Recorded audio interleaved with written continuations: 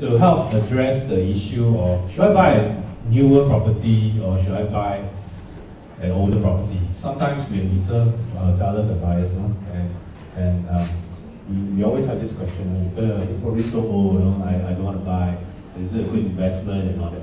So before I get into the details, just a quick show of hands. How many of you already have this tool in your mobile device, this SRX Analyzer? That's a quick show of hands. Not many. It's very brand new. Very brand new. Okay. It's something you really should get hold of, but two things. Okay, number one, you must practice. Because if you don't practice, you go in front of the client, you press the data come out, you can't handle it. A lot of things will come at you. The data is really very good and is very at your fingertips. You really have to practice. Okay? And number two, you must learn how to have a story behind the data. Because if you just look at it, I also know how to read. This one increased by 2%, increased by 4%. So you must have a story that you are able to spin. So before you go to see your client, you must practice first, rehearsal a bit. Alright? So right now, we're going to do a study on age. We will use 99-year property. Because there's always a concern, a 99-year property as it ages, the capital value will drop. Okay, so is it true? We only use resale data, properties that are already completed.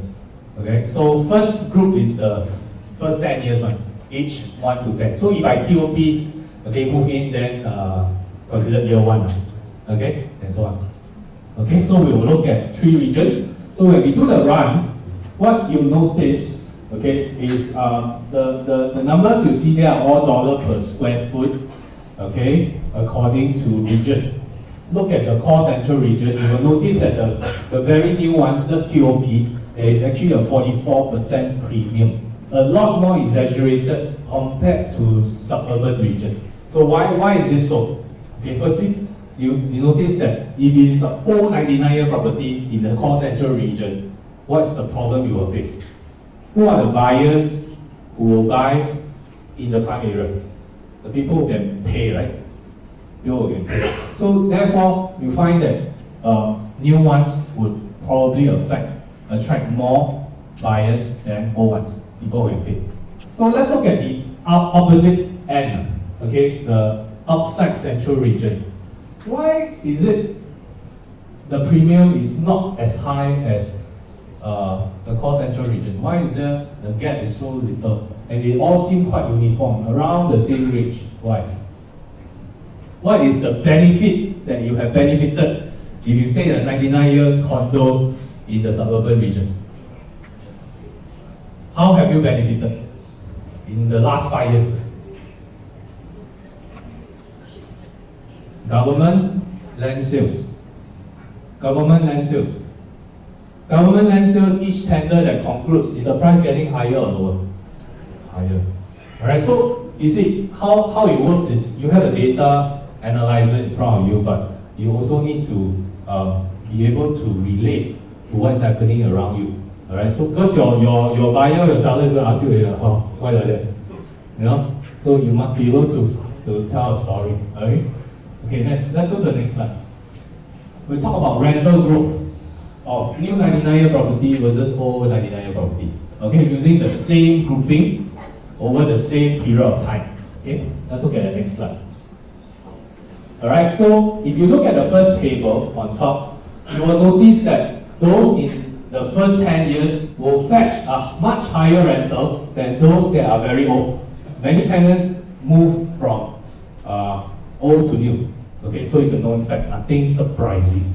Alright, so let's look at rental yield then. Which kind of property give us a better yield? It's the new ones.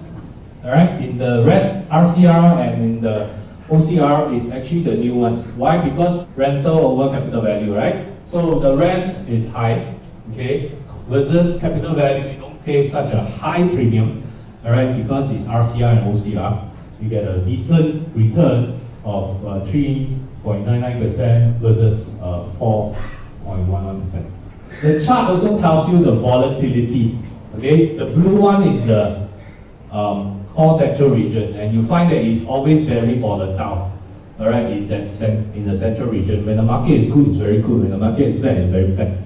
All right, so it's more volatile. Whereas if you are a careful kind of investor, you want more stable, okay, kind of thing, then you should be looking at other sectors.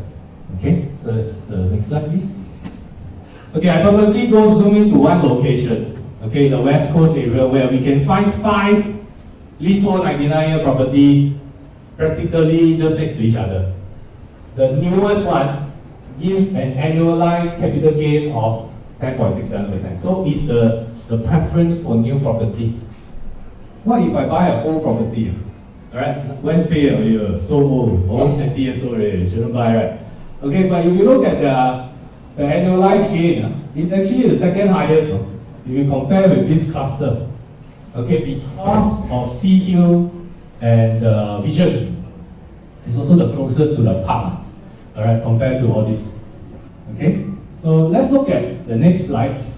So one would think that an old development would not have a high rental yield. Hey, the oldest one, West Bay, has very good rental yield. Why? Okay, I got limited budget. I don't want to pay a premium. So you can get a unit in West Bay for about $1 million.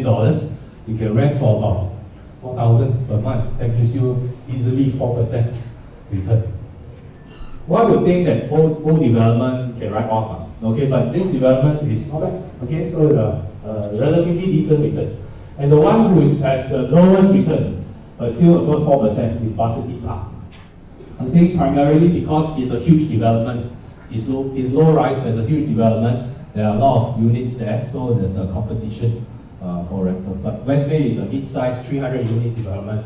Okay, so all this information that I have, okay, besides like take a drive around there, all this information is actually available on in the SRX. You take time to study. So, for example, if you're going to be a West Coast specialist around there, then you would want to do this kind of study, and then you actually can rattle off at your fingertips, right? So it makes you look good, all right? Makes you good. I was telling Sam and Jeremy, it makes our government look damn bad.